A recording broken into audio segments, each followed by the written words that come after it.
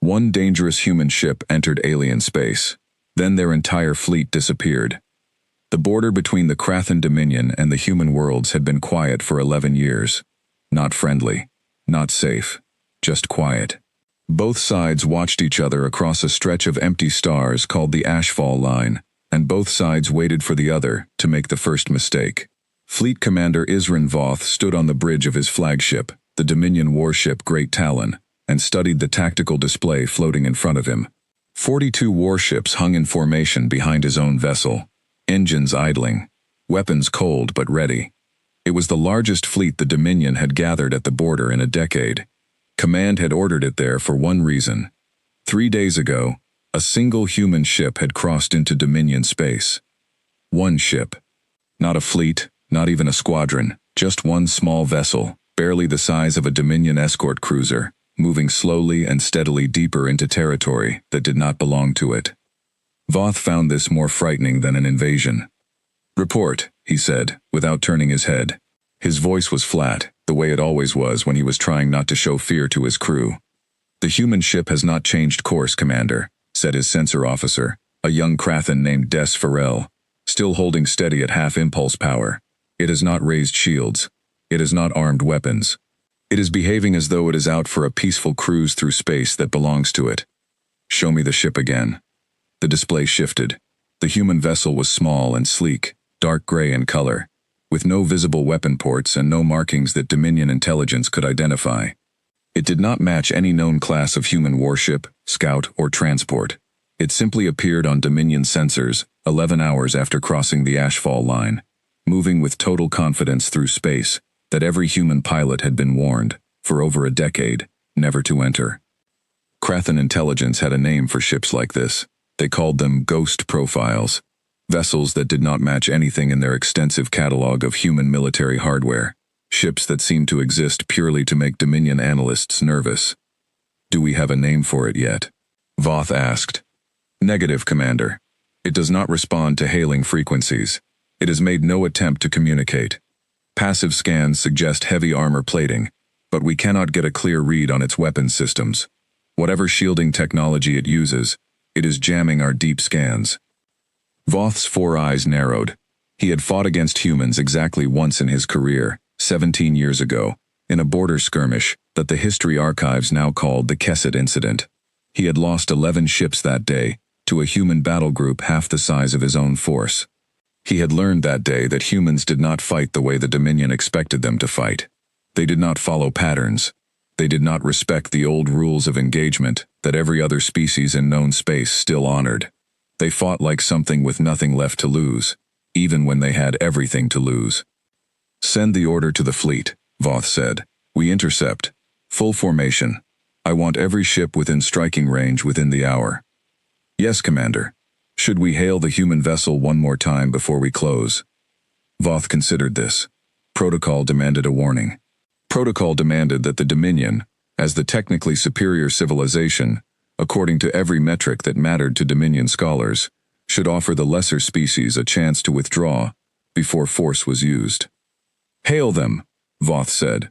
"Tell them they have 1 hour to reverse course and leave Dominion space, or we will treat their presence as an act of war." The message was sent. The Great Talon and its 41 escort ships began their slow, deliberate approach toward the single human vessel drifting through the Kestraline Belt, a region of scattered asteroid fields and old mining stations that the Dominion had claimed as sovereign territory 2 centuries earlier. 40 minutes passed. The human ship did not respond. It did not change course. It did not slow down or speed up. It continued exactly as it had been, moving through Dominion space, as though the entire Krathan fleet gathering around it did not exist. "This is insane," muttered Lieutenant Farrell, forgetting for a moment that he was speaking aloud on the bridge. "One ship. They sent one ship into our space, and it's not even trying to hide." "That is exactly what worries me," Voth said quietly. He had read every report Dominion intelligence had produced about humanity since first contact 40 years earlier. He had studied their history, their wars, their strange and violent path from a single fractured planet to a spacefaring civilization that now held territory stretching across nearly 900 star systems.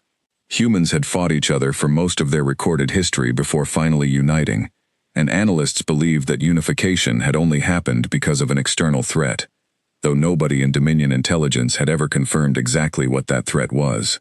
The theory that troubled Voth most was the one buried in a classified appendix of a report he was not supposed to have read, that humanity had encountered something in deep space before ever meeting the Dominion, something so dangerous that the memory of it had frightened their infamously stubborn species into finally working together. Voth did not know if that theory was true, but he knew that a single human ship crossing calmly into the territory of a fleet 42 warships strong, without fear, without hesitation, was not the behavior of a desperate or a foolish species. It was the behavior of a species that believed, for some reason, that it did not need to be afraid. "Commander, the hour has passed," Farrell reported. "The human vessel remains on its original heading." Voth exhaled slowly. "Bring the fleet within firing range, full weapons charge. But hold fire until my order." The Dominion fleet spread into an attack formation that Voth had used a dozen times in exercises, but never once in real combat against a live enemy target. 42 ships arranged themselves in a wide crescent, designed to surround a target and cut off every possible escape vector. The human ship, small and alone, continued forward, now fully surrounded by the gathering wall of Dominion firepower. "Commander," Farrell said, and there was a new tension in his voice. "I am picking up something strange." "Define strange." "The human ship's engine signature just changed. It is not accelerating. It is not decelerating. The energy pattern is... I have never seen anything like it. It does not match any propulsion system in our database." Voth stared at the display. The human ship's engine glow had shifted from a steady blue-white to a deep, pulsing violet, cycling in a rhythm that looked almost like breathing. "Could it be preparing a weapon?" Voth asked. "Unknown, Commander. I cannot get a clear read. Communications. Try hailing them again." Immediately. The comm officer worked her console for several seconds, then shook her head. "No response, Commander. But, wait. I'm picking up an outgoing transmission from the human ship. It's not addressed to us. It's a tight beam signal, aimed away from our fleet, toward open space." "Toward what?" "I don't know, sir. There's nothing out there. No ships, no stations, no relay points on our charts." Voth felt something cold settle into his chest, an instinct built over decades of military service that told him, without evidence, that something was about to go very wrong. "All ships," he said, keying the fleet-wide channel. "Prepare for immediate defensive maneuvers, weapons free. If that ship makes any hostile move, destroy it." "Confirmed, Commander," came the reply from a dozen ship captains across the fleet. The human ship continued forward, unbothered, its violet engine glow pulsing steadily, moving deeper into the heart of the Dominion formation, as though it intended to fly straight through the middle of the fleet rather than around it. "It's not slowing down," Farrell said. "Commander, it's going to pass directly beneath the Great Talon's position in 90 seconds. "Let it," Voth said. "If it wants to fly into the center of my fleet, that only means it will die in the center of my fleet." He watched the small gray vessel grow larger on the tactical display as it closed the distance, utterly alone, utterly calm, surrounded on all sides by warships that outgunned it 1,000 times over. Voth told himself this was simple bravado, or malfunction, or the actions of a single reckless human captain who did not represent the wishes of his government. He told himself there was nothing to fear from one ship, but some old, animal part of his mind, the part that had survived the Kesset incident 17 years earlier and never fully trusted a calm human vessel again, refused to believe him. 30 seconds to closest approach, Farrell said. The bridge crew fell silent, every eye on the Great Talon's bridge fixed on the small gray shape sliding through the heart of their fleet. 10 seconds. Voth's claws tightened on the armrest of his command chair. 5 seconds. The human ship passed within 4,000 kilometers of the Great Talon's hull, close enough that its outline was clearly visible on optical sensors, close enough that Voth could see, for just a moment, a faint marking near its bow, letters. Human letters, in the harsh angular alphabet the Dominion had learned to recognize over 4 decades of uneasy contact. He did not have time to read them before the ship passed beyond the edge of the fleet's formation and continued on, unhindered, unbothered, deeper still, into Dominion territory. "It's leaving the formation, Commander," Farrell said. "Should we pursue?" Voth opened his mouth to give the order. That was the exact moment every sensor screen on the Great Talon's bridge went white with static. For 11 seconds, nothing worked. No sensors, no tactical display, no communications. The bridge crew scrambled at their consoles, slapping at controls that gave no response, shouting status reports to each other in rising panic. Voth gripped his armrests and forced himself to stay silent, to project the calm his crew needed from him, even as his own hearts pounded against his ribs. Then, all at once, the screens came back online, and the fleet was gone. Not destroyed, not damaged. Simply gone. 41 ships that had, 11 seconds earlier, surrounded the Great Talon in a tight defensive crescent, had vanished from every sensor, every scope, every tactical readout. The space around the Great Talon, which had been full of Dominion warships moments before, was now completely, utterly empty. "Status," Voth barked, rising from his chair. "Where is my fleet?" I don't know, Commander," Farrell stammered, hands flying across his console. "They're not on sensors. They're not on long range. It's like they were never here." "That is not possible. Ships do not simply disappear. Check every frequency, every channel. Someone jammed our sensors and moved 41 warships without us detecting it. Find out how." But even as he gave the order, Voth already understood, with a cold and sinking certainty, that this was not a jamming trick or a sensor glitch.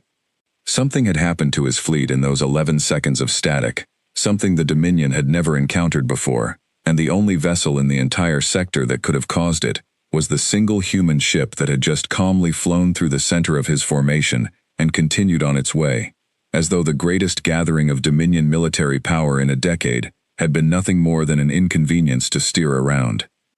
Voth stared at the empty space on his tactical display, where his fleet should have been, and for the first time in 17 years, he felt the same fear he had felt during the Kesset incident, the fear of an enemy that did not play by any rules he understood. "Get me a channel to Dominion High Command," he said quietly. "Tell them the border fleet has lost contact with 41 vessels. Tell them the only explanation we have is a single, unarmed human ship." He knew, even as he said it, that no one back home was going to believe him. Farrell worked at his console for nearly a full minute before looking up again, his expression a mixture of confusion and dread. "Commander, I have something. It is faint, but it is there. Show me." A ghost of a signal appeared on the display, weak and distorted, coming from the same general direction the missing fleet had last held position. Voth leaned forward, studying it closely. "Is that a transponder signal?" "I believe so, Commander. But it is not broadcasting on any standard Dominion frequency. It looks almost like it has been wrapped in something, folded around another signal underneath it. I have never seen an encoding pattern like this before. Can you clean it up?" Farrell worked the problem for several minutes, running the faint signal through every filter available on the Great Talon's aging but reliable sensor suite. Slowly, painfully, a pattern began to emerge, a rhythmic pulse that repeated every few seconds. "Commander, I think this is a heartbeat monitor, a medical telemetry signal. It is definitely Dominion technology, the kind used aboard our ships to track crew vital signs during combat readiness." Voth felt his heart pound harder in his chest. "You are telling me you can detect life signs from ships that are no longer there?" "I am telling you I am detecting something, Commander, though I cannot explain how or from where. The signal has no clear point of origin. It does not match any coordinates on our charts. It is simply present, faint and steady, as though the ships themselves have not been destroyed, but instead moved somewhere our sensors cannot follow." It was the first piece of good news Voth had received since the fleet vanished, though he forced himself not to feel too much relief from it. A faint, unexplained signal was not proof that his crews were alive. It could just as easily be an echo, a fragment of data left behind by whatever had erased his fleet from existence. Meaningless noise that his own hope was trying too hard to interpret as a message. "Keep monitoring it," he said. "Log everything. I want a full report ready the moment High Command asks for one, and I suspect they will ask very soon." He was right. Within the hour, a priority channel opened from Dominion Central Command. demanding an immediate briefing. Voth spent the next several hours relaying every detail of the encounter to a rotating series of increasingly senior officers, each one asking the same questions in slightly different ways, as though repetition alone might produce a different, more comforting answer than the one he kept giving them. By the time the sun cycle aboard the Great Talon reached its designated night period, Voth had not slept in over 20 hours. He sat alone in his private quarters, staring at a small datapad displaying the last confirmed image of the human vessel before it had vanished beyond his sensor range, continuing its unhurried journey deeper into Dominion territory. He thought about the markings he had glimpsed near its bow in that brief instant before it slipped past his ship, the sharp, angular human letters he had not had time to read. He pulled up the recorded optical scan, the one clean frame his systems had managed to capture during the ship's closest approach, and zoomed in, as far as the resolution would allow. The letters resolved slowly, pixel by pixel, until he could finally make them out. U.S. Requiem. He did not know what the word meant in the human tongue, and he found himself oddly reluctant to look it up. Some instinct told him that whatever it meant, it would not bring him comfort. He set the datapad aside and closed his eyes, though sleep did not come easily that night, nor for several nights afterward. Far ahead, beyond the range of the Great Talon's sensors, the small gray ship continued on its steady course through Dominion space, its violet engines pulsing in that same slow, patient rhythm, carrying a secret that would soon force two civilizations to reconsider everything they thought they knew about each other. 3 hours after the disappearance of 41 warships, Dominion High Command declared a system-wide alert across the entire border region. Every shipyard within 12 light-years was ordered to prepare for immediate deployment. Every reserve fleet was called to active duty, and Fleet Commander Isran Voth, still shaken and standing alone on the bridge of the Great Talon, with no escort ships left beside him, found himself facing the hardest report of his career, a live video call with the Supreme Council of the Crathan Dominion. 6 council members stared at him from the display, their long faces tight with barely controlled anger and fear. At the center sat Councilor Prime Osa Ren, the oldest and most senior member of the Dominion government, a Crathan who had personally lived through 3 wars and had never once, in 40 years of public service, looked as unsettled as she looked now. "Explain it to me again, Commander," she said, slowly. "I want to understand exactly what you are telling me." Voth kept his voice steady, though his hands, hidden below the console where the council could not see them, were shaking. "Counselor, at approximately 1400 hours ship time, a single unarmed human vessel crossed through the center of our defensive formation.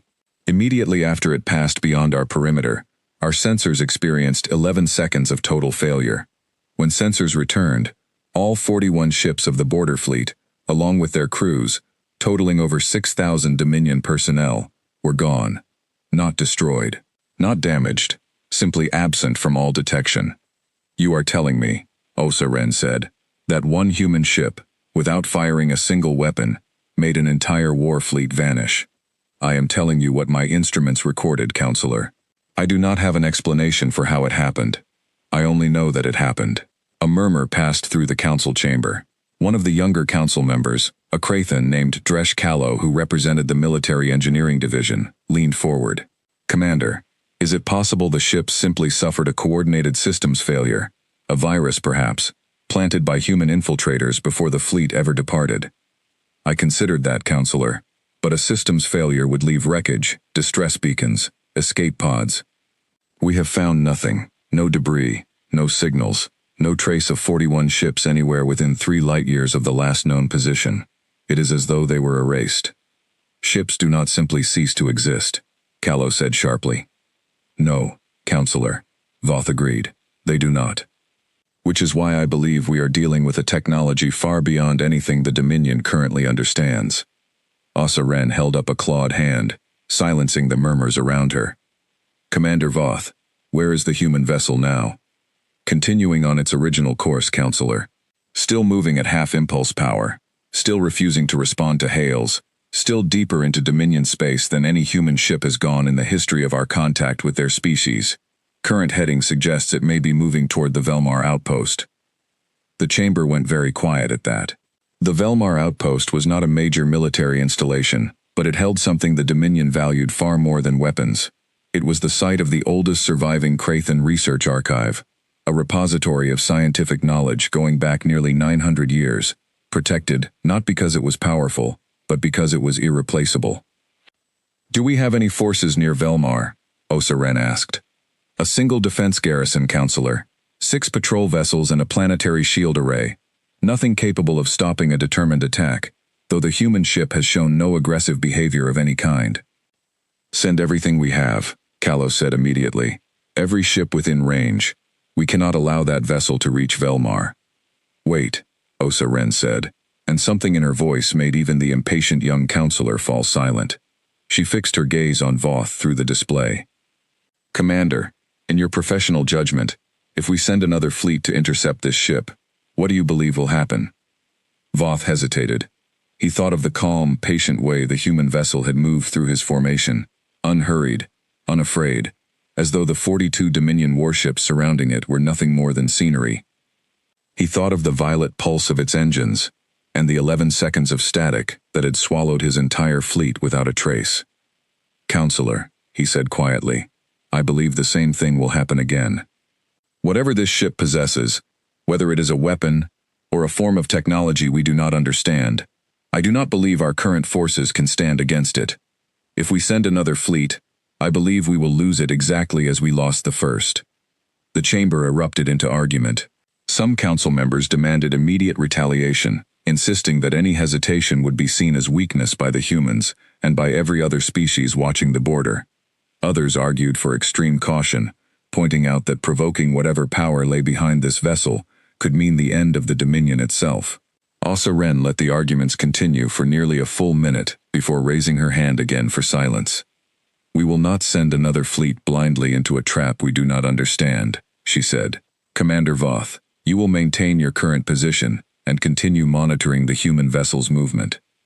I am dispatching Ambassador Tera Solm to attempt direct contact with human authorities through the diplomatic channel at Sentinel Station. If this is truly a demonstration of new human capability, then perhaps we can learn its purpose through words rather than through the loss of more ships." "And if the ambassador cannot get answers," Callow asked, "then we will decide our next move when we understand what we are actually facing," Osaren said.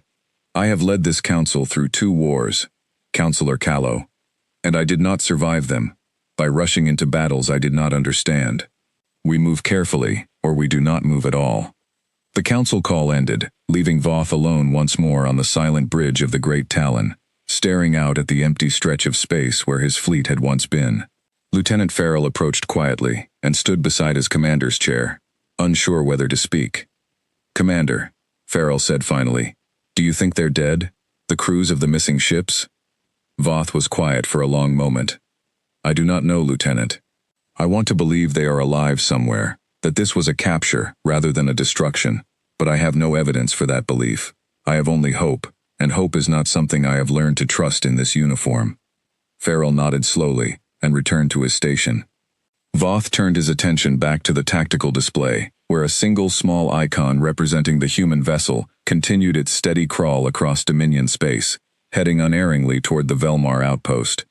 Nearly 1,000 light-years away, in a very different kind of command room, the story looked entirely different. Aboard the human research and defense vessel, officially designated UES Halcyon Vow, though her crew simply called her the Vow, Captain Naomi Reyes sat in her command chair and reviewed a data feed that had just arrived from the ship currently deep inside Dominion territory.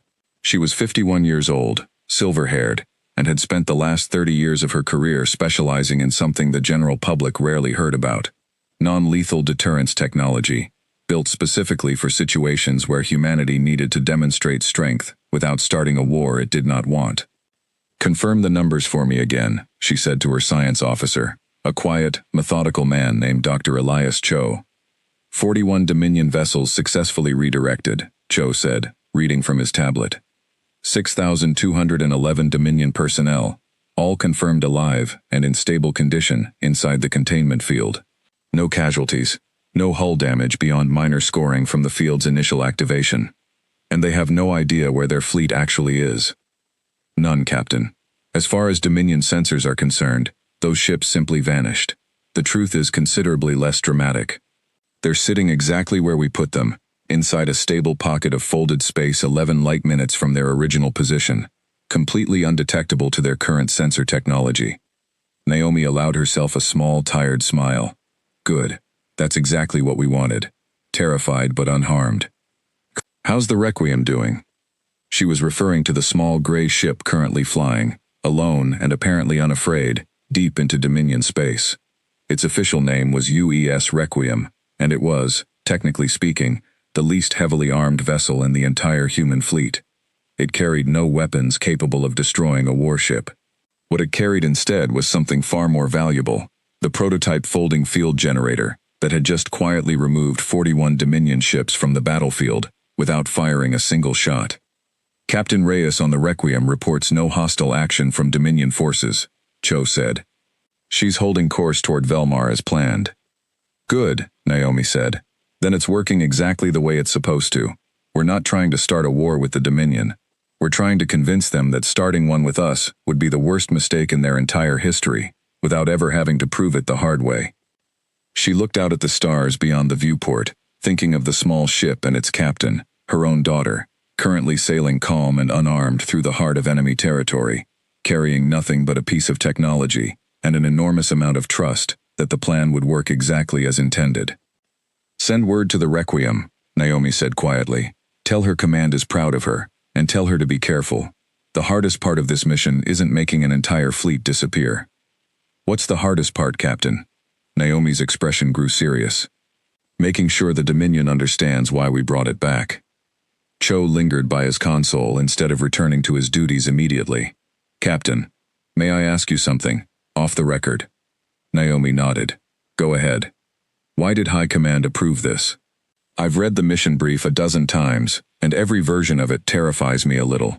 One ship, no weapons capable of real combat, sent alone into a region where a Dominion fleet 40 times its size could have simply opened fire the moment they got nervous.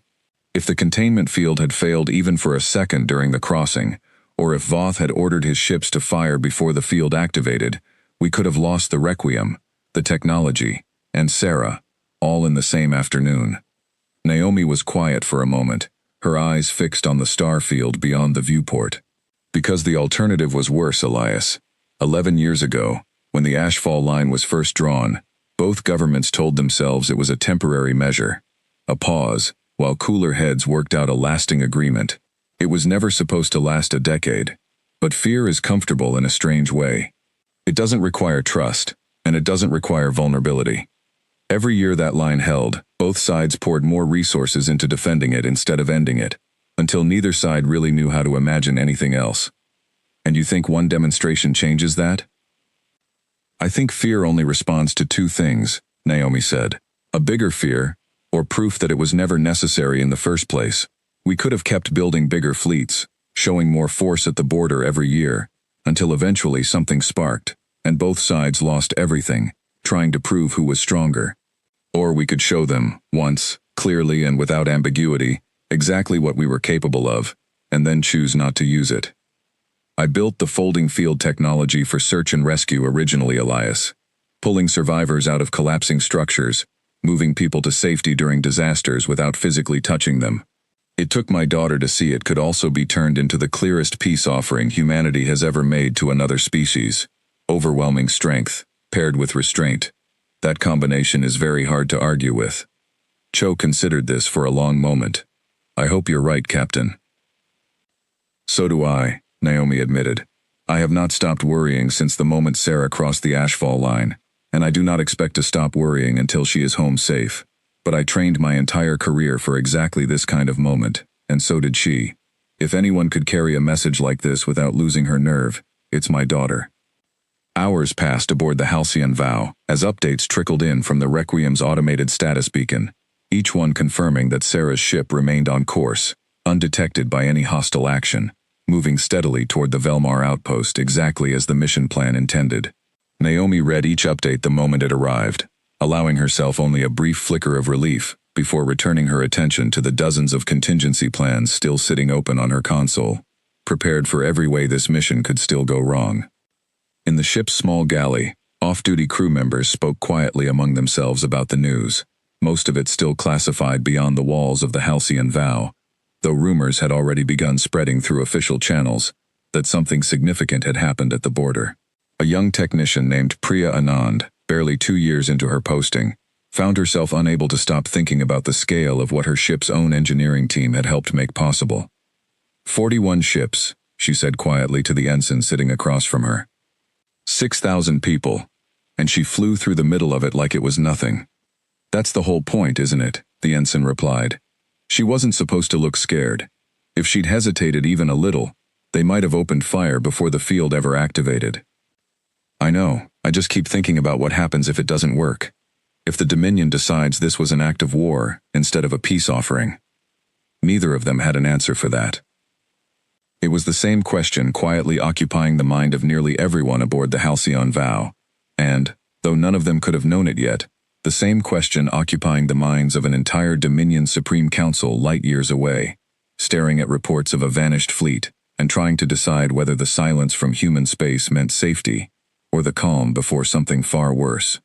The Velmar outpost had never seen a human ship before, and its small garrison had no idea how to prepare for one. Garrison Commander Eula Petrick stood in the low, gray control room of the outpost's central tower, watching the same small vessel that had haunted every Dominion sensor report for the last 2 days approach steadily on her screen. Behind her, 6 patrol ships sat docked and ready, their crews standing by, though Petrick privately doubted that 6 lightly armed patrol vessels would matter at all if this human ship intended to do to Velmar what it had apparently done to Commander Voth's entire border fleet. "Commander," said her communications officer, a nervous young Krathen named Torv, "the human vessel has stopped. It's holding position at the edge of our detection range. It hasn't advanced any further in 20 minutes. Is it hailing us?" "No, ma'am. But it's not hiding either. It's just sitting there, transponder active, like it's waiting for us to make the first move." Petrick studied the screen for a long moment. Everything about this situation went against her training. Dominion protocol was clear. Any unauthorized vessel entering a restricted zone was to be treated as hostile and engaged immediately. But she had seen the reports from the border fleet's disappearance, the same reports that were now spreading, in careful and controlled versions, through every Dominion command post along the frontier. Engaging this ship might mean losing everything she had, including 6 ships and every soul under her command, in the same 11 seconds of static that had swallowed 41 warships without a trace. "Send a hail," she said finally. "Standard first contact protocol. Ask its intentions." Torv worked his console. A moment later he looked up, startled. "Commander, we're getting a response. Audio only. Translated. It's a woman's voice. Play it." The voice that filled the control room was calm, measured, and carried an odd warmth that Petrick had not expected from a species the Dominion had spent 40 years cataloging as unpredictable and dangerous. "This is Captain Sarah Reyes of the United Earthship Requiem," the voice said. "I am not here to attack the Velmar outpost. I am not carrying weapons capable of harming your installation or your people. I am here because my government wishes to open a direct line of communication with Dominion leadership, and this seemed like the most effective way to make sure someone finally listened." Petrick exchanged a look with Torv. "Ask her about the fleet," she said. "Ask her what happened to Commander Voth's ships." Torv relayed the question. The response came a few seconds later. "Your ships were not destroyed," Sarah Reyes said. "Every crew member from the border fleet is alive, unharmed, and being kept in stable condition. I understand that is difficult to believe, given what your sensors showed you, but I assure you it is true. My government did not want a war with the Dominion. We wanted to demonstrate that we did not need one to make our point." "And what point is that?" Petrick asked, once Torv had relayed her words. There was a pause before the answer came, longer this time, as though the human captain were choosing her words carefully. "That humanity does not want to fight the Dominion," Sarah said, "but that we are also not willing to be pushed off territory we have claimed, threatened at every border crossing, or treated as a lesser species that must ask permission to exist near your space. 11 years of tension along the Ashfall line has cost both our people's resources, lives, and trust that could have gone towards something better. We wanted to show you, without killing anyone, exactly how far that tension could go if it continued. And then we wanted to show you that we chose not to go that far." Petrick found herself at a genuine loss for words. In 40 years of study, Dominion intelligence had built an image of humanity as reckless, aggressive, prone to violence at the smallest provocation. The species that had fought the bloody Kesset incident, that had built warships capable of erasing an entire Dominion fleet from existence without firing a shot, did not sound, in this moment, anything like the picture painted in 1,000 intelligence briefings. Why Velmar? Petrick asked. Why come here of all places, instead of a military target? Because Velmar isn't a military target, Sarah said. It's a library, a place where your people keep the memory of everything they've learned for the last 900 years. I came here because I wanted the first place a human ship ever stopped inside Dominion space to be somewhere that represents what your civilization has built, not somewhere built to destroy it. I thought that might mean something, if anyone back home was willing to listen. The control room was silent for a long moment. Petrick looked around at her crew, at the tense, uncertain faces of Krathan soldiers who had spent their entire careers being told that humans were a threat to be contained and feared, now listening to a human voice explain, calmly and without hostility, why she had chosen not to burn their most treasured archive to the ground when she had, apparently, more than enough power to do exactly that. I need to contact Dominion High Command, Petrick said quietly, more to herself than to anyone else. This is beyond my authority to handle. I understand, Sarah's voice said, when Torv relayed the message. I'll hold position here, until your leadership decides how they want to proceed. I'm not going anywhere, Commander Petrick. And I'm not going to do anything except wait. True to her word, the Requiem held its position at the edge of Velmar's detection range for the next 6 hours, making no aggressive moves, sending no further transmissions unless directly hailed, simply waiting with the same patient calm it had shown throughout its entire journey through Dominion space. Word of the standoff reached Counselor Prime Osa Ren within the hour, and this time, unlike the confused panic that had followed the border fleet's disappearance, the Dominion government's response was quick and deliberate. Ambassador Tara Solm, already en route to Sentinel Station for exactly this kind of diplomatic emergency, was redirected immediately to Velmar, along with a small escort of unarmed transport vessels, carrying orders that surprised even the ambassador herself. Make contact, listen carefully, and above all, do not provoke. Tara Solm arrived at Velmar 18 hours later. She was an experienced diplomat, one of only a handful of Dominion officials who had ever met a human in person, having served briefly at a neutral trade outpost during the early, cautiously hopeful years after first contact, before the Ashfall Line tensions had frozen most communication between the two civilizations. She remembered humans as strange, blunt, occasionally rude by Dominion standards, but not cruel, not the monsters that later intelligence briefings had made them out to be. When she stepped off her shuttle onto the small landing platform extended from the Requiem's hull, she found herself face to face with Captain Sarah Reyes for the first time. The human woman was younger than Tara had expected, perhaps in her early 30s, with dark hair pulled back and tired lines around her eyes that suggested she had not slept properly in days. She did not look like a monster. She looked like someone carrying a weight she had not chosen, but had accepted anyway. Ambassador Solm, Sarah said, extending a hand in the human gesture of greeting that Tara had learned, many years ago, meant respect rather than threat. Thank you for coming. Tara hesitated, then reached out and clasped the offered hand, feeling the strange warmth of human skin against her own three-fingered grip. Captain Reyes, I have been asked to understand 2 things today. First, what happened to Commander Voth's fleet. Second, what your government wants from mine. I can answer both, Sarah said, but I think it would be easier to show you the first answer than to explain it. She led the ambassador into the Requiem's small command deck, where a single display screen showed a live feed. 41 Dominion warships, fully intact, floating together in a strange, shimmering pocket of space that did not match any coordinates on Tara's star charts. Krathan crew members could be seen through internal camera feeds, moving through their ships, alive, confused, but clearly unharmed. Tara stared at the screen for a long moment, her heart's pounding in her chest. You have been holding them the entire time. We have been keeping them safe, Sarah corrected gently. There's a difference, Ambassador, and I think it matters. We could have destroyed that fleet. My mother's team built the technology specifically so that we wouldn't have to. We wanted your government to understand that when humanity chooses restraint, it is a choice, not a weakness.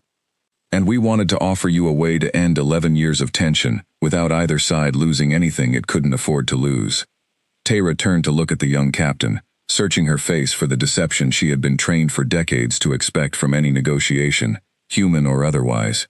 She found none. What she found instead was something that unsettled her far more than any weapon could have: sincerity. "What does your government want, Captain Reyes?" she asked quietly. Sarah met her gaze steadily. "A real peace, Ambassador. Not just a ceasefire held together by fear on both sides. We want to give your fleet back, unharmed, exactly as we promised.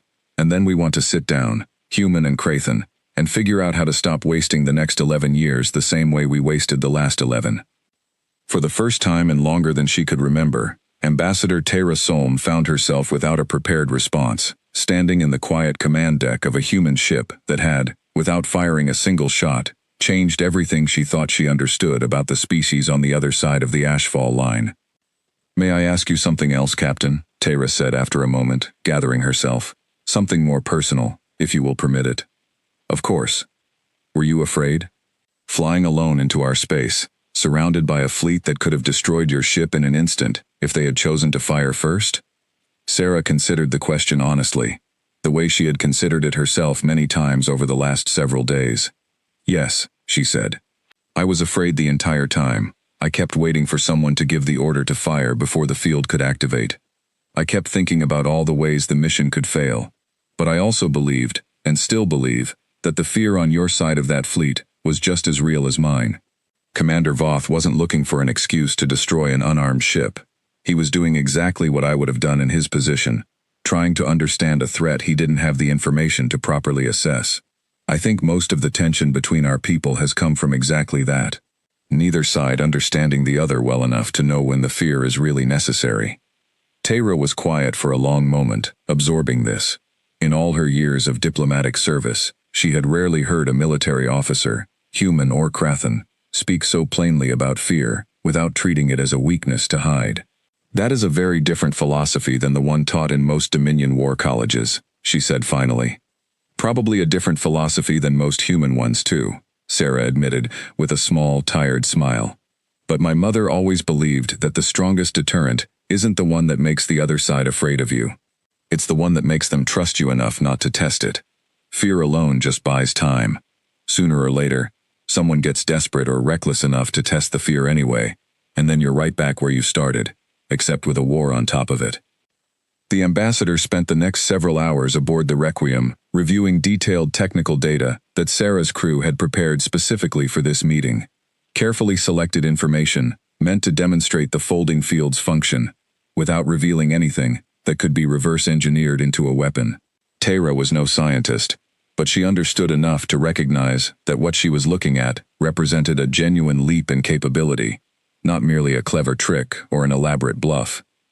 "I will need to bring all of this back to the Council," she said finally, gathering the data slate Sarah had provided. "They will have many more questions than I have time to ask today." "I expected as much," Sarah said. "Tell them I'll remain here at Velmar as long as necessary, and tell them the fleet stays safe the entire time, regardless of how long your government needs to decide how to respond. This isn't a hostage situation, Ambassador. I know it might look like one from a distance, but that was never the intention. And if my government decides the safest response is to attack this ship the moment I return to warn them of your capabilities?" Sarah's expression did not waver. "Then I suppose we'll have our answer about whether peace was ever really possible. But I don't think that's what will happen, Ambassador. I've met your Counselor Prime's reputation in our own intelligence briefings. She's spent 19 years keeping the Dominion out of wars it didn't need to fight. I'm betting she'll want to understand this before she decides to end it." Teyra studied the young captain for a long moment, weighing the strange mixture of confidence and vulnerability in her expression. "You are gambling a great deal on that bet, Captain Reyes." "I'm gambling everything on it," Sarah said quietly. "So is my government. So frankly, is yours, whether your council realizes it yet or not." The ambassador departed less than an hour later, her small transport shuttle disappearing back toward Dominion space, carrying with it not weapons or threats, but data, questions, and the first genuine seed of doubt that either civilization's carefully maintained fear of the other might have been built on foundations far less solid than either side had believed. Behind her, Sarah remained aboard the Requiem, holding her position exactly as promised, watching the stars beyond Velmar's quiet orbit and wondering, not for the first time, whether the next message to reach her ship would carry an offer of peace or an order to prepare for war. Ambassador Tara Solm's report reached the Supreme Council 11 hours after she boarded the Requiem, and it landed in the council chamber like a bomb. Counselor Prime Osa Ren read the report twice before she allowed herself to speak. Around her, the 6 other council members sat in a silence that felt heavier than any argument. The report did not simply confirm that the missing border fleet was alive. It confirmed something far more difficult for the Dominion to accept, that a single human ship, carrying a single human crew, had possessed the power to erase an entire war fleet from the battlefield in 11 seconds, and had chosen, deliberately and without any apparent hesitation, not to kill a single person. "They could have destroyed us," Counselor Callow said quietly, breaking the silence. It was not the sharp, aggressive tone he had used 2 days earlier, demanding retaliation. It was smaller now, uncertain. 41 ships, 6,000 crew members, and they chose to hold them safe instead. "That is precisely what troubles me most," said another counselor, an older Krathan named Vessa Dorn, who oversaw the Dominion's scientific development programs.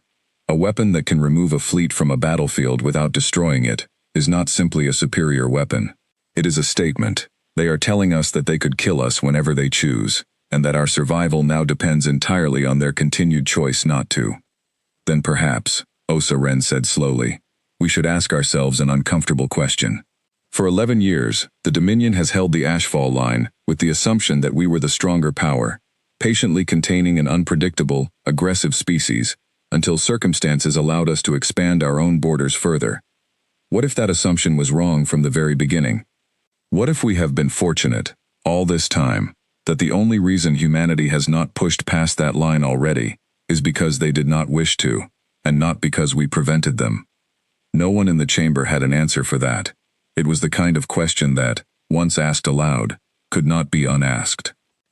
"What does the ambassador recommend?" Callow asked finally. Osa Ren glanced back down at the report. "She recommends we accept Captain Reyes's offer, a formal peace summit, to be held at a neutral location, between representatives of the Dominion and representatives of Earth's government. The return of our fleet, unconditionally, as a gesture of good faith, and a renegotiation of the Ashfall line terms, this time built on mutual agreement rather than mutual fear." "And if we refuse?" asked Vessa Dorn. "Then, I suspect," Osa Ren said, "we continue exactly as we have been. 2 civilizations standing on opposite sides of a line, each one certain the other intends eventual conquest, spending resources and lives maintaining a standoff that benefits no one. Except now we do so with the added knowledge that if the humans ever decide to stop being patient, there may be nothing we can do to stop them." The council chamber fell silent again. Osa Ren looked around at each of her colleagues in turn, seeing in their faces the same thing she felt in her own hearts. Not surrender exactly, but the dawning recognition that the world they had built their entire strategy around no longer matched the world they actually lived in. "I have led this council for 19 years, she said finally.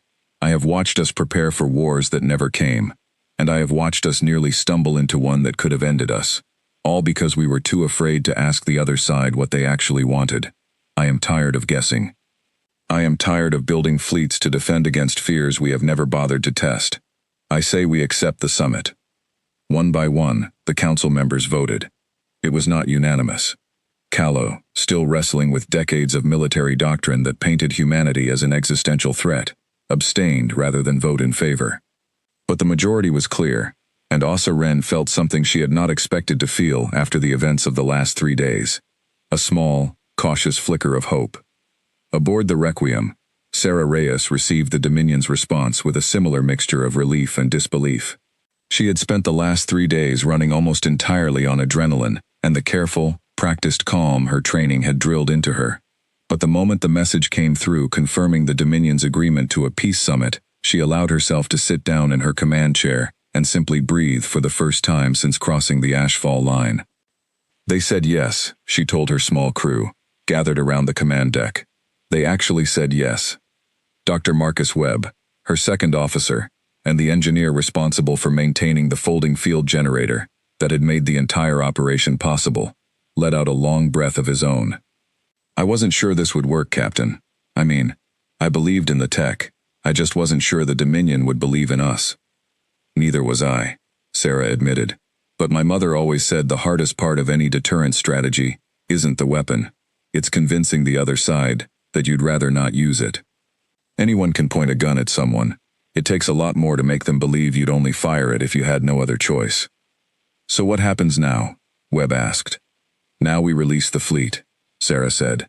Every ship, every crew member, exactly as we promised. And then we escort Ambassador Solm back to Dominion space and let the diplomats do what diplomats do best. Talk entirely too much and eventually, hopefully, get something done. The release of Commander Voth's border fleet took place 6 hours later, and it was, by any measure, one of the strangest military operations either civilization had ever conducted.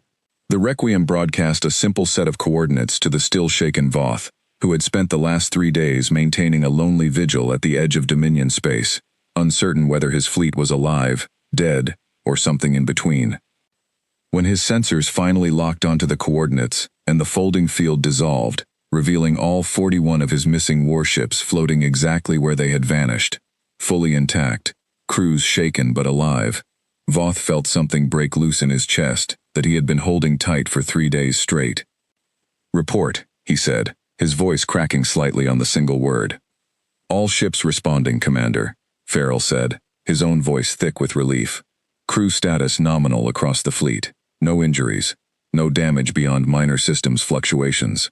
Commander. They're all alive." Voth closed his eyes for a long moment, letting the relief wash over him before he allowed his training to reassert itself. "Get me Captain Voss on the Ironbound. I want a full status report from every ship in the fleet within the hour." "Yes, Commander. And?" "Commander, there's an incoming transmission. It's from the human ship." Voth opened the channel. Sarah Reyes's voice filled the bridge of the Great Talon, calm and steady, as it had been throughout the entire ordeal. "Commander Voth," she said, "I want to apologize for the fear my actions caused you and your crew over the last 3 days. It was not my intention to torment you. It was my intention to make a point in the only way I believed would actually be heard. Your fleet is unharmed, exactly as I promised your government it would be. I hope, in time, you'll understand why this was necessary."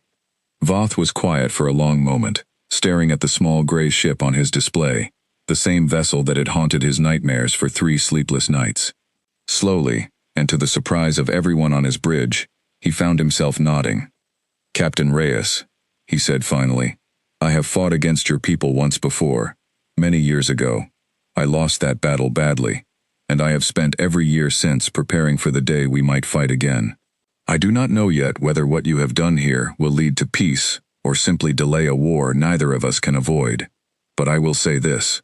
You had the power to destroy my entire fleet, and everyone aboard it, and you chose not to use it. That is not a choice I expected from your species, based on everything I was taught to believe about you. Perhaps everything I was taught was wrong. Perhaps everything both our people were taught about each other was wrong, Commander," Sarah said. "That's what I'm hoping this summit can start to fix." The channel closed. Voth remained silent for a long moment, staring out at the stars, at his fleet reassembling itself around the Great Talon, whole and alive against every fear that had gripped him since the moment his sensors first went dark. He thought of the Kesset incident, 17 years gone, and the 11 ships he had lost that day to an enemy he never understood.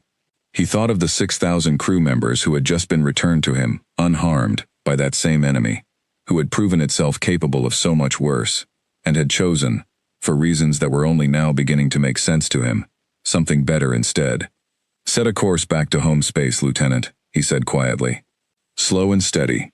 Let the crews rest. We've all earned it." "Yes, Commander," Farrell said. Then, after a pause, he added, "Commander, do you think this will actually work? The peace summit, I mean. Do you think it will hold?" Voth considered the question for a long time before answering. "I do not know, Lieutenant.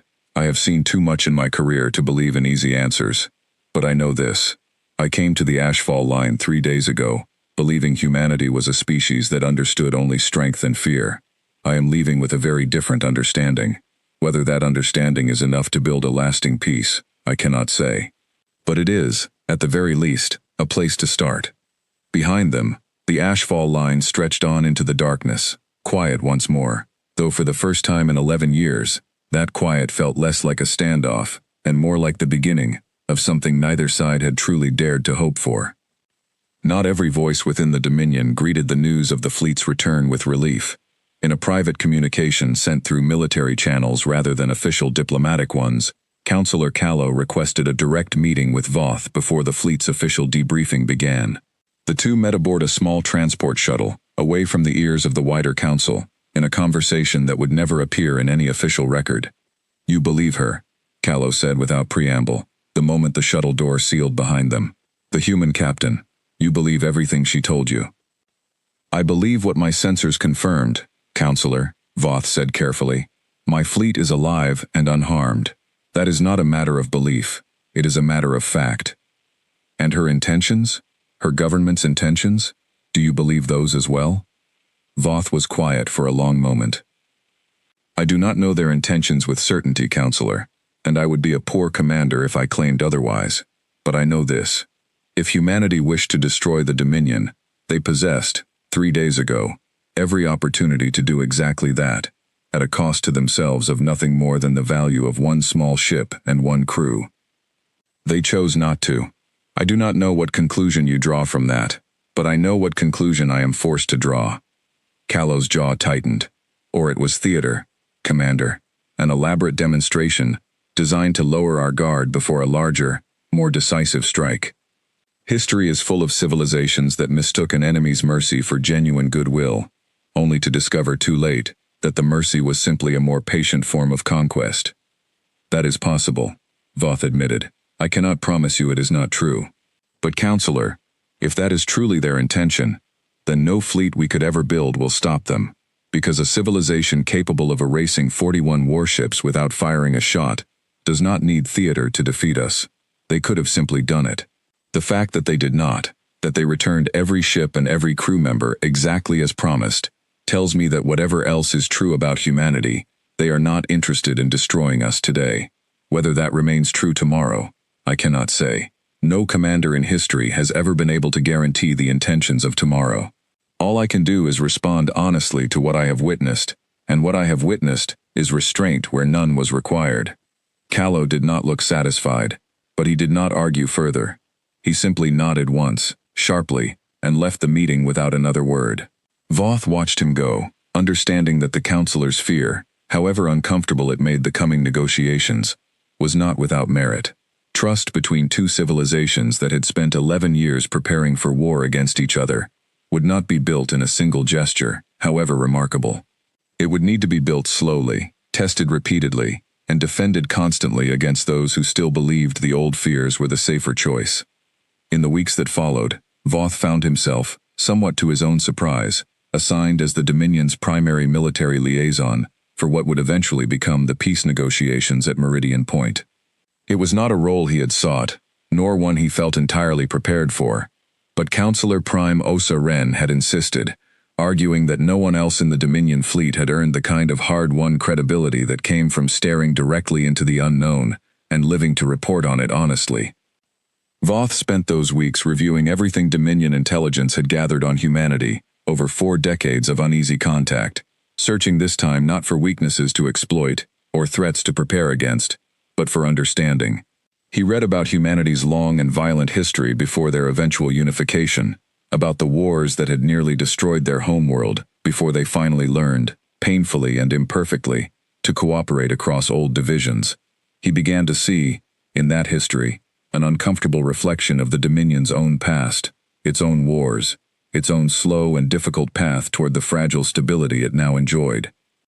He thought often of Sarah Reyes's words aboard the Requiem, about restraint being a choice rather than a weakness, and found himself wondering, for the first time in his career, whether the doctrine of strength through fear that had guided Dominion military policy for generations had ever truly kept them safe. or whether it had simply kept them prepared for a war that patience and honest communication might have avoided entirely. The peace summit was held 4 months later, on a small neutral station called Meridian Point, built decades earlier by a third species, specifically for moments like this one, moments when two powers needed a place to talk that belonged to neither of them. Ambassador Tara Sohm arrived first, leading a modest Dominion delegation that included, to the surprise of many back home, Fleet Commander Isran Voth himself. Counselor Prime Osa Ren had insisted on his presence, arguing that a peace built without the voice of the military, that would have to keep it, was a peace built on sand. Voth had accepted the assignment with a strange mixture of reluctance and quiet hope that he did not fully understand himself. The human delegation arrived 2 hours later, led by a tall, gray-haired diplomat named Ambassador David Chen, accompanied by a smaller group that included, much to Voth's genuine surprise, both Sarah Reyes and her mother, Naomi Reyes, the woman whose research had made the entire border fleet incident possible in the first place. The two delegations met in Meridian Point's Central Hall, a wide circular room built with viewports on every side, showing the same stretch of neutral stars from every angle, a deliberate design meant to remind everyone inside that no single perspective held the whole truth. Voth found himself standing near Sarah Reyes during the opening reception, both of them slightly apart from the formal negotiations happening at the main table, where senior diplomats from both sides exchanged careful, measured opening statements about territorial boundaries and trade agreements. "Commander," Sarah said, offering a small nod of greeting, "it's good to see your fleet looking well." "It is good to have my fleet looking well at all, Captain," Voth said. "I confess I did not expect to find myself standing across from you again, under circumstances quite this calm." "Neither did I," Sarah admitted. "Honestly, 3 months ago, I wasn't sure any of this would work. I kept thinking about all the ways it could have gone wrong. If your council had panicked and sent another fleet. If command back home had lost their nerve and pulled me out before I reached Velmar. If Ambassador Sohm hadn't been willing to listen, there were 100 ways this could have ended, in exactly the war we were trying to prevent. And yet here we are," Voth said. "Here we are," Sarah agreed. They stood together for a moment in comfortable silence, watching the negotiations unfold at the main table, where Osa Ren and Ambassador Chen were now discussing, with surprising directness, the specific terms of a demilitarized zone along the Ashfall line, a buffer region where neither side would station warships, monitored jointly by observers from both governments. "Can I ask you something, Captain?" Voth said after a while. "Something that has bothered me since the day my fleet disappeared." "Of course. Why you? Why send your own daughter into enemy territory, alone, unarmed, on a mission that could have ended in her death if any part of the plan had failed? Surely your government had other pilots, other officers who could have flown that ship." Sarah was quiet for a moment, considering the question carefully. "My mother asked me that too, actually, before I left, and I told her the same thing I'll tell you. If this mission was going to work, it needed to be flown by someone who genuinely believed peace was possible. Not someone following orders. Not someone who saw the Dominion as an enemy to be managed. I grew up hearing about the Ashfall line my entire life, about the tension, the fear, the wasted resources on both sides. I didn't want to spend my whole career defending a line that never should have existed in the first place. I wanted to help end it. That's not something you can order a person to believe. It has to be real, or the whole thing falls apart the moment it gets tested." Voth studied her for a long moment, seeing, not for the first time since this whole ordeal began, something in the young human captain that did not match anything he had been taught to expect from her species. "You said something to me, on the day you returned my fleet, that perhaps everything both our people were taught about each other was wrong. I remember. I have been thinking about that a great deal these last 4 months," Voth said. "I have served the Dominion for over 30 years. I have fought in 2 wars and lost good soldiers in both of them. I built my entire career on the assumption that strength was the only language other species truly respected, that any hesitation would be read as weakness and exploited. And then a single unarmed ship flew through the heart of my fleet, removed 41 warships without killing a single person, and returned them, exactly as promised, asking for nothing in exchange but the chance to talk. I do not know what to do with that, Captain. It does not fit anywhere in the doctrine I was trained to follow. Maybe it doesn't need to fit the old doctrine, Sarah said gently. Maybe that's the whole point. My mother spent 30 years building technology specifically designed to prove that strength and mercy aren't opposites. That you can hold all the power in a room and still choose not to use it, and that choice can mean more than any victory ever could. I think that's a lesson every civilization has to learn eventually, if it wants to survive long enough to matter. Yours, mine, everyone's. Across the hall, the formal negotiations continued late into the evening, and by the time Meridian Point's artificial night cycle dimmed the lights throughout the station, both delegations had agreed to the first draft of what would eventually become known as the Ashfall Accord, a formal peace treaty establishing a demilitarized buffer zone along the old border, joint scientific exchange programs between Dominion and human research institutions, and, perhaps most significantly, a standing communication channel between the two governments, specifically designed to prevent the kind of decade-long silence that had allowed 11 years of fear and misunderstanding to fester into the crisis that had nearly triggered a war neither side truly wanted. It was not a perfect peace. Counselor Callow remained skeptical of human intentions for years afterward, and there were factions within humanity's own government who argued the Requiem mission had been reckless, gambling an entire diplomatic future on a single unproven piece of technology and the nerve of one young captain. Old fears did not disappear overnight, on either side of the Ashfall line, and there would be difficult years ahead as both civilizations learned, slowly and imperfectly, how to trust each other. But 6 months after the signing of the Ashfall Accord, Commander Isran Voth found himself standing on the observation deck of the Great Talon, watching a joint Dominion human research vessel depart for a survey mission into a newly opened stretch of shared space, the first cooperative venture between the two civilizations in the history of their contact. He thought back, as he often did now, to the day his entire fleet had vanished without a trace, to the fear that had gripped him during those long, silent hours when he did not know whether his crews were alive or dead. He thought about how close that day had come to becoming the opening battle of a war that would have cost both civilizations everything. And he thought about a single small gray ship, unarmed and unafraid, carrying nothing but a piece of extraordinary technology and an extraordinary amount of trust, flying calmly into the heart of enemy territory, not to conquer it, but to prove that it did not have to. Lieutenant Farrell joined him on the observation deck, watching the same departing ship disappear into the stars. "Do you ever regret it, Commander? Everything that happened out there?" Voth considered the question for a long moment, the way he considered most things now, carefully, without the old certainty that had once guided every decision he made. "No, Lieutenant," he said finally. "I do not regret it. I was afraid, and I had every reason to be. But fear, I have learned, is not always the enemy. Sometimes it is simply the price of learning something true. I spent 30 years believing that the humans were a danger. We could only survive by staying stronger than them. I have since learned that survival was never really the question. The real question was always whether we were willing to understand each other, and I do not think we ever truly tried. Not until one dangerous human ship crossed into our space and forced us to."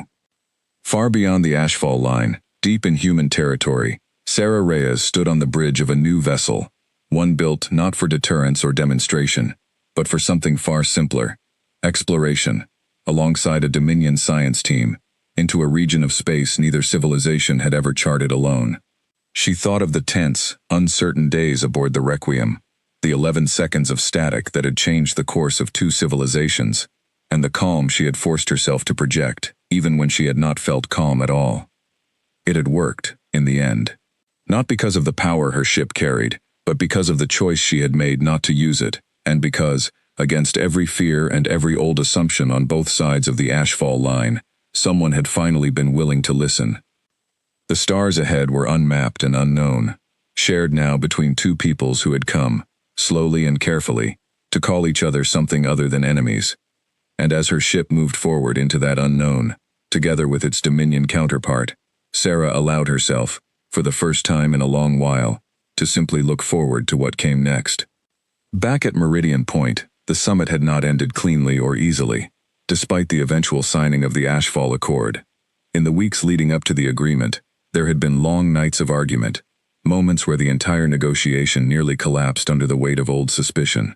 At one point, a Dominion military analyst had raised concerns that the folding field technology could theoretically be adapted into an offensive weapon, capable of trapping enemy vessels permanently rather than releasing them, and had demanded human engineers hand over the complete technical specifications as a condition of peace. Ambassador Chen had refused outright, and for 2 tense days, it appeared the entire summit might collapse over the demand. It was, unexpectedly, Commander Voth who helped break the deadlock. Standing before the full assembly of both delegations, he had argued that demanding total technological transparency from a species that had just demonstrated overwhelming restraint was not the act of a government negotiating in good faith, but the act of a government still governed by fear rather than reason. "We are not owed their secrets," he had said, his voice carrying through the circular hall. "We are owed their word, and so far, their word has proven true in every instance that mattered. If we cannot bring ourselves to accept a peace without total control over the other side's capabilities, then perhaps what we are seeking is not peace at all, but simply a war we have not yet found the courage to admit we still want." The demand was withdrawn shortly after, replaced instead with a mutual agreement establishing a joint oversight committee, staffed by scientists and officials from both governments, meant to monitor the responsible use of any advanced technology developed near the shared border in the years ahead. It was not a perfect solution, and both sides knew it, but it was a solution built on the assumption of continued trust rather than continued suspicion, and for a treaty meant to end 11 years of fear, that assumption mattered more than any single clause of the final document. Naomi Reyes had watched the entire summit unfold from a quiet corner of the observation gallery, rarely speaking during the formal sessions, content instead to watch her daughter navigate negotiations with a steadiness that reminded her, with a quiet and private pride, of her own younger self many years earlier. When the final signatures were placed on the Ashfall Accord, she found herself standing beside Ambassador Tara Solm, both women watching the ceremony from a respectful distance as the formal delegations exchanged the traditional gestures of agreement from their respective cultures. "Your daughter is remarkable," Tara said quietly. "I do not say that lightly, Dr. Reyes. In my many years of service, I have rarely met anyone, human or Krathan, capable of carrying that much pressure with so little visible strain." "She gets that from her father, mostly," Naomi said with a small smile. "I tend to worry considerably more than I show. He was the calm one. She takes after him in that." "Was?" Tara asked gently. "He passed away several years ago," Naomi said, "before any of this began. I think he would have been proud of her today, though. Prouder than I know how to properly express." Tara was quiet for a respectful moment before speaking again. "For what it is worth, Dr. Reyes, I believe this peace will hold, not because either side has stopped being capable of war. We are both, I think, still very capable of it, if it ever came to that again. But because for the first time in 11 years, both our peoples have finally been forced to look directly at each other, rather than at the fears we each built about the other from a comfortable distance. That is a harder thing to unlearn than any treaty could ever undo." 2 years after the signing of the Ashfall Accord, the demilitarized buffer zone along the old border had become something neither government had quite dared to imagine when the negotiations first began. A shared region of scientific research stations, joint patrol routes, and slowly growing trade routes connecting human and Dominion space for the first time in the history of their contact. Commander Voth, promoted to Fleet Admiral in recognition of his role in the peace process, made regular diplomatic visits along that same border he had once patrolled in fear, now finding instead a strange and unfamiliar sense of purpose in helping maintain something he had never expected to see in his lifetime: a genuine, working peace between two civilizations that had once stood a single misunderstanding away from a war that could have cost them everything. And somewhere out among the newly shared stars, the small gray ship that had started it all, the UES Requiem, continued its work, no longer alone, no longer carrying the full weight of an entire civilization's hopes on a single unarmed hull, but flying instead, alongside new allies, into a future that neither humanity nor the Dominion could have written for themselves separately, but which both, together, were finally beginning to build.